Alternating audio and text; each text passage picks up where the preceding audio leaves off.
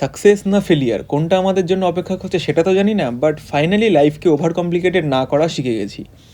Welcome to life unscripted episode 35।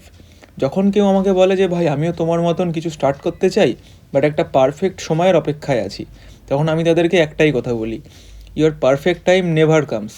Because perfect time বলে কিছুই হয় না। তুমি যখনই শুরু করবে ওটাই তোমার জন্য পারফেক্ট টাইম।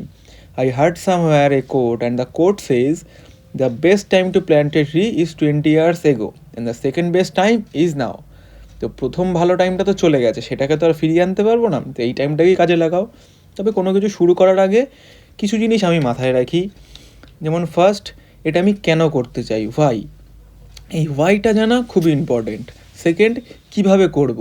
বেসিক্যালি একটা রোডম্যাপ বানাতে হবে যে আমরা যেটা গোল সেট করেছি, যেটা আমি ওটা করতে চাই, সেটা অবধি কী করে পৌঁছাবো।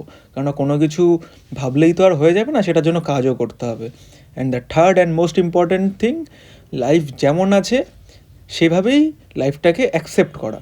কেননা সেটাকে তো আমরা ইনস্ট্যান্টলি চেঞ্জও করতে পারবো না। সো ওটাকে নিয়ে ভেবে সময় নষ্ট করার কোনো মানে হয় না, তাই না? কেন বেশিরভাগ সময়ই আমি দেখি বা আমাদের সাথে এটাই ঘটে যে কোনো কিছু খারাপ হলেই আমরা ভাবি যে আমাদের সাথে এটা কেন হলো, অন্য কিছু কারোর সাথে তো হতে পারতো, বা অন্য ভালো কিছু তো হতে পারতো। কিন্তু আমাদের সাথে যখন ভালো কোনো ঘটনা ঘটে তখন কিন্তু আমরা একবারও এই কথাটা ভাবি না যে আমাদের সাথেই কেন হলো, অন্য কারোর সাথেও তো হতে পারতো। তো ভালো জিনিসটা যখন হয় তখন তো আমরা মন খুলে খুশি মজা যে ওটাকে অ্যাকসেপ্ট করে নিই, কিন্তু খারাপটা অ্যাকসেপ্ট করতে পারি না। Life is all about ups and downs. হয় ওটাকে অ্যাকসেপ্ট করে এগিয়ে যাও, নইলে ওটা নিয়ে ধরে বসে থাকো।